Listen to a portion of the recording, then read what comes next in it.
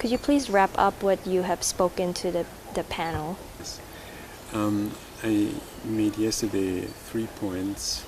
I had prepared a 4th point, which I did not make due to lack of time. But in terms of a coherent summary of what I have said and intended to say, I will also make this fourth point.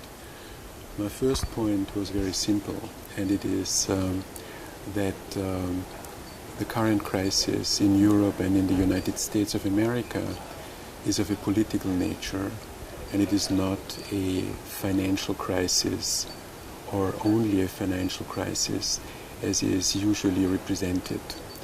And the main point of this political crisis is that in repressing the social, issues of redistribution of wealth have been either disregarded or have led to a redistribution of wealth from the poor to the wealthy, from bottom upwards. And the subprime crisis and the housing bubble which burst are the phenomena which allow us to see the maneuver, the political maneuver, which was in place for 20 years or so, to create, instead of giving a fair share of the social product, fictitious forms of ownership associated with unrealistic values attributed to these properties, and allowing people to indebt themselves and to live off for a certain period of time of this fictitious wealth. It was a political maneuver, as is now to a high extent the maneuver of having again the lower social strata pay for the crisis to bail out the financial sector. This is the first thing which I was speaking about. In the preparation of my talk, then, there was a second point which I did omit for lack of time, and this is that it is important to understand that on a global scale, the predominance of the finance sector is characteristic for a, in the meantime, global system which is mostly rent-seeking and not productive anymore. Productive in the sense as the term was used for the description of the industrialized area of global capitalism. Productivity now is happening basically in certain areas of the world. A lot is happening in Asia due to very favorable conditions of production. And in the centers of the global capitalist economy, which are now not exclusively in the United States and in Europe, but they are also to be found elsewhere, but which are still to a high degree located in Europe and in the United States of America. This productivity is happening in areas associated with intellectual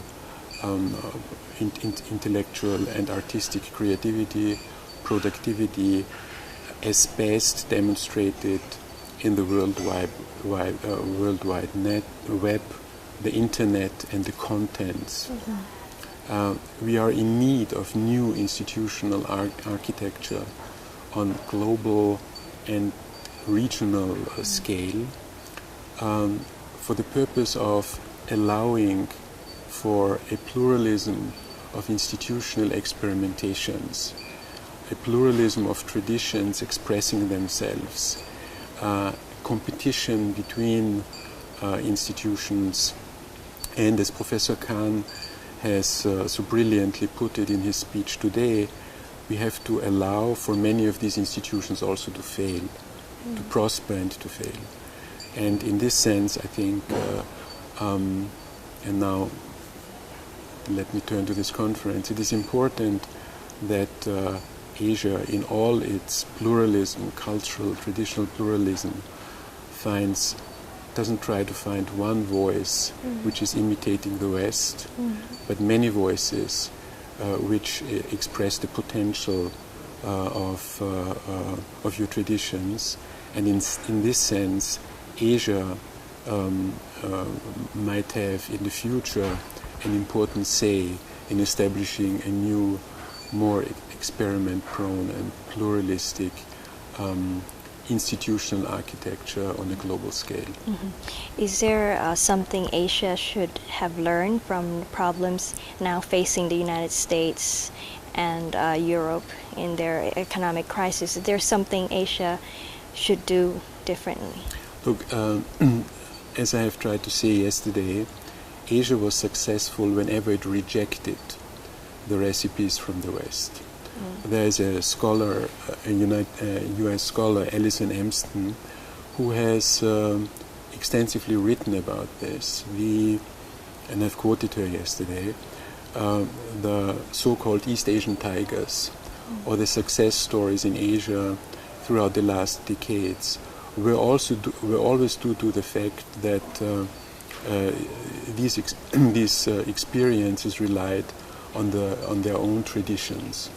So I think this is the first which I would say. Don't go along with the recipes coming from the from the international institutions. Don't follow suit when the Europeans or the Americans are doing something. And by the way, the Americans and the Europeans are currently doing different things. I think it is important that Asia goes its own way, but is heard in doing so. So far, you have gone your own way and have always been kind of silent about it.